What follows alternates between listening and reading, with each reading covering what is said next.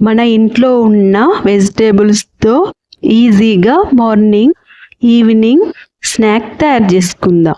ఇంట్లో ఉన్న వాటితోటి ఈజీగా తయారు చేసుకోవచ్చు. ఇంట్లో ఉన్న కూరగాయలను తీసుకొని నీళ్ళల్లో శుభ్రంగా కట్ చేసి పెట్టుకోవాలి.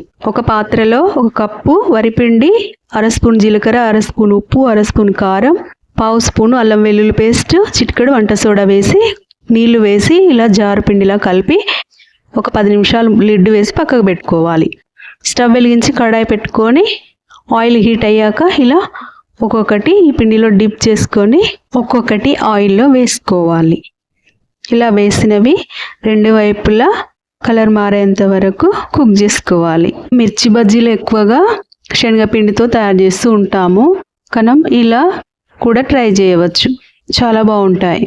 మన ఇంట్లో ఉన్న ఏ పిండితో అయినా ఇలా మనం స్నాక్ తయారు చేసుకోవచ్చు. ఈ కుక్ చేసుకున్న ఆయిల్ని మనం కర్రీస్లో ఉపయోగించుకోవచ్చు. మళ్ళీ ఇలా స్నాక్ చేయడానికి ఉపయోగించకండి. ఇలా అన్నీ కుక్ చేసుకొని గోరువెచ్చగా ఉన్నప్పుడే వాటి మీద కొంచెం ఉల్లిపాయలు, కొత్తిమీర చల్లి చక్కగా సర్వ్ చేయండి. పిల్లలు పెద్దలు ఎంతో ఇష్టంగా తింటారు.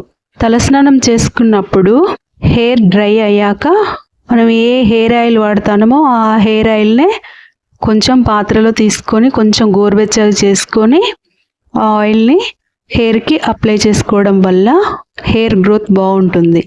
చుండ్రు సమస్య రాదు.